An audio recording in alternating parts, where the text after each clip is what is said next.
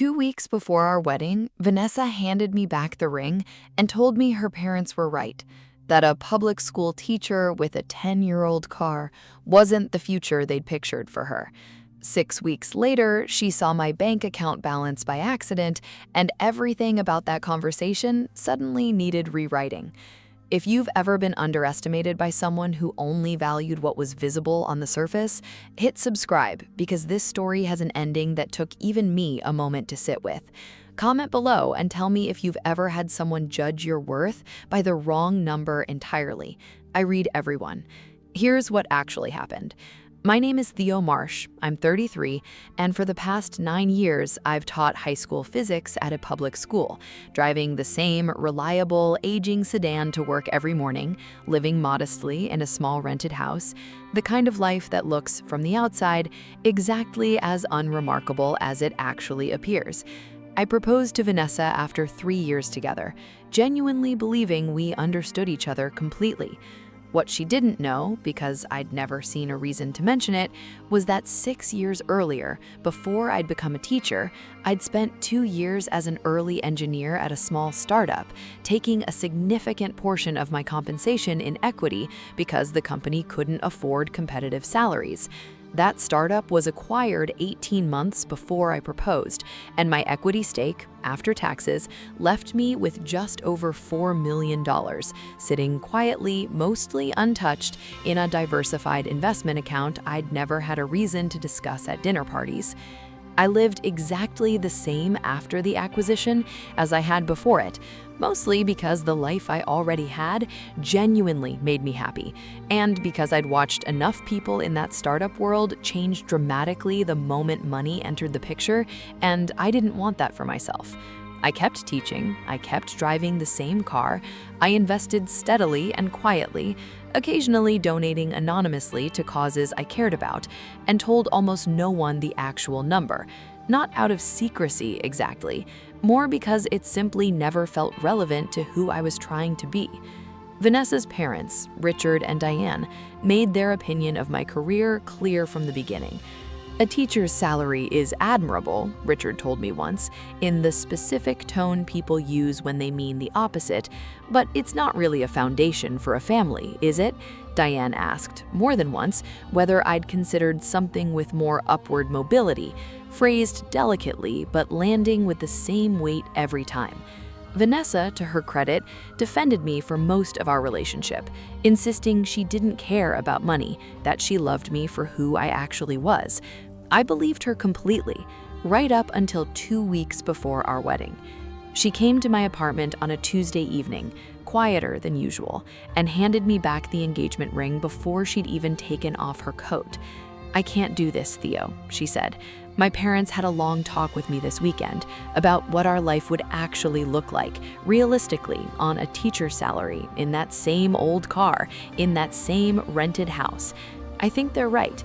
I think I need more security than this life can actually offer me." I asked if this was really about the car, the salary, the house, or about something deeper between us that we could actually address. "It's about the whole picture, Theo," she said. "I need someone whose life is already headed somewhere bigger." She left that evening, and the wedding, 6 weeks and 40-plus guests already confirmed, was quietly canceled the following week. I didn't correct her. I didn't mention the account, the equity, the number that would have completely rewritten her assessment of where my life was headed. Some part of me, in the raw weeks after the breakup, genuinely didn't want her to know, because I needed to sit with the fact that she'd been willing to leave over a car and a salary without knowing the full picture, and revealing the number immediately would have felt like buying my way back into a version of respect I should have already had unconditionally. I used part of that time, honestly, to finally do something I'd been considering for a year. I purchased a small multifamily property near the school where I taught, using a portion of my investment account, converting it into below-market housing for teachers and school staff struggling with rent in an increasingly expensive area, a project I'd quietly researched for months before the breakup even happened. Vanessa found out about the equity by accident 6 weeks after the breakup at a mutual friend's dinner party, where someone mentioned casually the new affordable teacher housing project that had just opened near the school, funded by an anonymous local donor, whose identity, it turned out, wasn't quite as anonymous as intended once the property records were searched. She called me that same night, her voice different than I'd heard her in the breakup conversation, careful, searching. "Is it true?" she asked. "The equity, the account, all of it?" I confirmed it, simply, without elaboration. There was a long pause before she said quietly, "I think I need to talk to you in person." We met for coffee a week later, and she said with what seemed genuine difficulty that she'd made a mistake, that knowing the actual financial picture changed things, that maybe we could try again now that she understood the full situation. I sat with that for a long moment before answering. "Vanessa, the problem was never actually the number. The problem is you needed a specific number to exist before you could see me as someone worth staying for. That's not a misunderstanding I can fix by showing you a bank statement. That's just who you decided I was, based on the wrong information. And I don't think knowing the right information now actually changes the fact that you were willing to leave without asking for it first." We didn't get back together. Vanessa struggled with that conversation for a while, I think, genuinely surprised that clarifying the financials didn't automatically repair things between us. I don't regret the decision. I've continued teaching, continued driving the same car, though it's finally showing its age enough that I'll replace it this year, on my own terms, for my own reasons, not because anyone's approval depends on it. The teacher housing project has expanded to a second building this year, quietly, the way most things in my life tend to happen. I think about that Tuesday evening sometimes, watching her set the ring down before she'd even taken off her coat, and I've come to believe something simple about it. The number in my account never should have been the thing that determined whether I was worth staying for. It just happened to be the thing that finally made someone else's judgment visible enough to recognize for what it always was.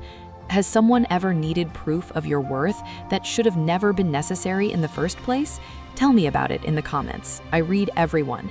And if this story resonated, share it with someone who's still waiting to be valued for who they actually are, not what's visible on the surface. This is Theo, and this has been Revenge of Betrayal. Remember, the truth doesn't need you to raise your voice. Sometimes it just needs someone to finally ask the right question at the wrong time to matter.